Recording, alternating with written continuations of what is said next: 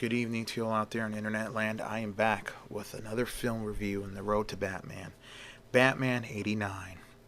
Well, after the Superman movie cycle ended, Warner Brothers was ready to jump on the Batman bandwagon. He was new material to explore in their fledgling superhero franchise. Well, the first, I should say not the first, they they were making some production decisions that were troubling fans at the time.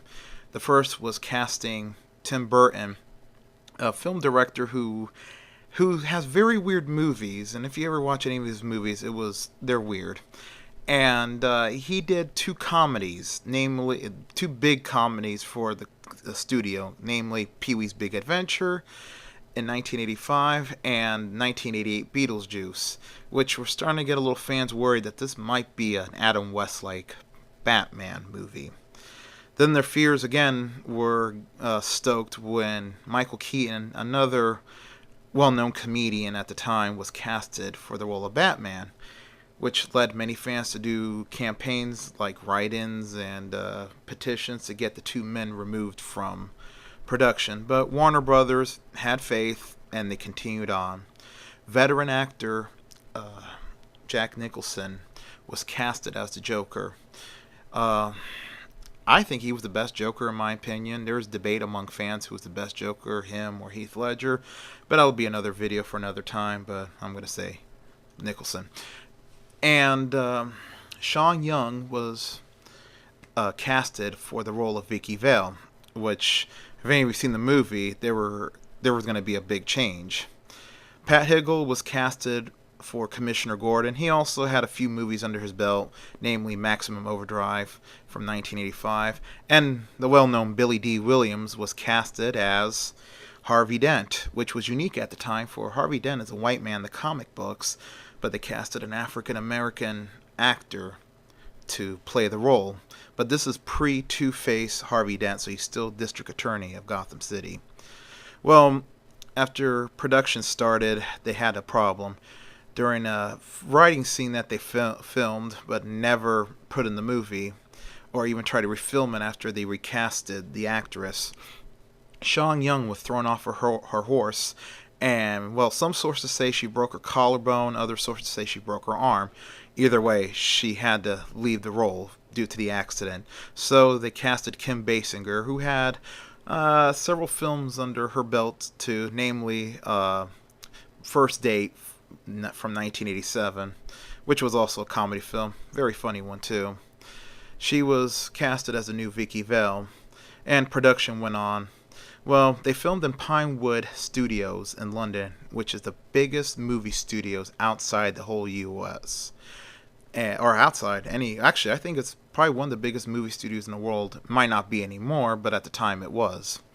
Where they built the entire set of Gotham City and the sets for other things they were going to use, like the Batcave or the the museum and other scenes in the movie. Well, after the production ended, the movie hit the theaters in June of '89. That year was a big year for action movies. It was a very crowded action blockbuster summer. There were just like action films coming out back to back that year. I'll probably cover that in another video. But competition was stiff, but Batman proved to be the biggest earner that summer due to being the first Batman movie and being a serious Batman movie. When the movie was released, it really put the worries of a lot of fans aside and showed that Michael Keaton can be a serious actor. And this film also opened the door for him to be casted in serious film roles. But also showed that the movie or any superhero films can be dark and serious. This was not lighthearted like in the Superman films that came out previous to these films. But it also opened the door for other superhero films in the same manner that would come out during the 90s.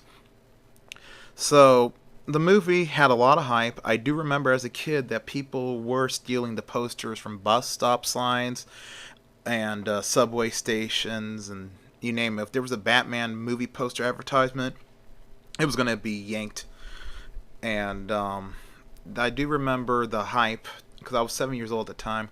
I do remember the hype, the merchandising, and everything. And I did see it. I think I did see it. Did I see it opening day? It was so long ago, I don't remember. But more than likely, I saw it opening day. And this film opened for me, Batman. For me, I grew up Superman. I was all with the Christopher Reeve film. Batman was this guy that I saw, with pictures or drawings of Superman. Didn't know who he was, but then I saw the movie and it made me a Batman fan for life. It was, and it made me go after. It made me buy Batman comics too. But also, this film also brought the Adam West show back into syndication, namely where I lived at, the Family Channel was showing the old reruns of the Adam West show, and I got to see it for the first time. And well, hey, like I said, it opened my eyes and opened my world to Batman. The film's success allowed